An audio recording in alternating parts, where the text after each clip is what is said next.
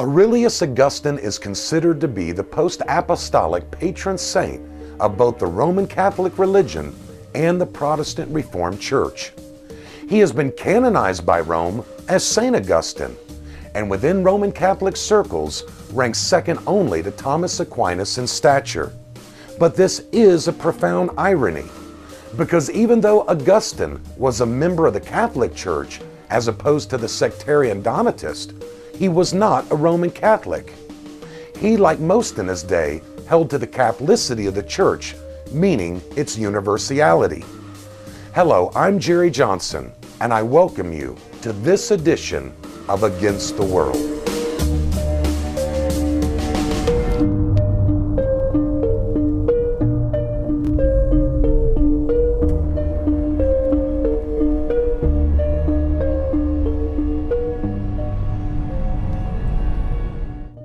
During the Jansenist controversy of the 17th century, Cornelius Otto Jansen was teaching the Augustinian doctrine that salvation was by grace through faith in Christ alone. On behalf of the Pope, the Jesuits launched a violent attack on the Jansenist movement. In 1713, Pope Clement XI issued a papal bull, or formal condemnation. In this bull, he denounced 101 statements from the writings of Jansen. Shockingly, many of these statements were direct quotations from the writings of Augustine against the heretic Pelagius. Honestly, Roman Catholicism has no right to claim Augustine as its own. Now, it is true that Augustine accepted a form of monoepiscopal church government. He even seemed to assume that the Roman bishop was primary. But this, taught Augustine, was more in line with a first among equals primacy. And in no sense did he view the Roman bishop as the supreme pontiff and vicar of Christ on earth. Augustine's doctrine of the church was indeed much too high church to be considered truly Protestant. But he had no notion that the church depended on the papacy, nor did he ever acknowledge any form of papal infallibility. In fact, quite the contrary. B.B. Warfield, the great Princeton theologian, correctly said that Augustine's doctrine of the church was inherited from his predecessors, whereas his doctrine of salvation by grace alone, solo gratia, through faith alone, solo fide, in Christ alone, solos Christos, was not. This more crucial doctrine clearly distinguishes Augustine from Roman Catholicism and places him in the camp of the Reformers. Warfield wrote, "For what was the Reformation but the triumph of Augustine's doctrine of grace over Augustine's doctrine of the church?" Truth be told, so dominant was Augustine's doctrine of salvation by grace alone through faith alone that the medieval church assigned him the honorific title of Doctor of Grace. In fact, Augustine's theology was what we today call Calvinism. Now, during his lifetime, Augustine battled three major heresies: Manichaeanism, Donatism, and Pelagianism, and all of these served to hone his theological and philosophical prowess. As a result, Augustine left an enormous body of writings, including over 200 books, along with some 220 letters.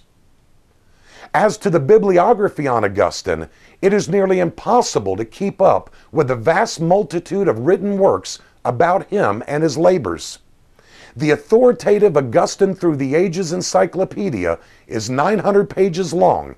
It includes almost 500 entries and was compiled by nearly 150 scholars. This work points out that his writings are an integral part of the development of Western thought. Indeed, he may well be the most influential theologian and philosopher in the history of the Christian church. In fact, Adolf Harnack called him the greatest man between Paul the Apostle and Luther the Reformer the Christian church has possessed. Daniel Williams averred that theology in Western Christianity has been a series of footnotes to Augustine. And John Morant wrote, In the history of Western thought, few men have attained the profundity, the originality, and the intellectual stature of Augustine. He has been aptly characterized as one of the greatest seminal thinkers of all time. In Western civilization, he created a whole climate of philosophical and theological opinion, which not only determined the course of Western thought in its formative period, but virtually affected the whole of its historical development, even down to the present day. In a word, Christian thinking and ways of believing have always had and always will have the impact of his genius.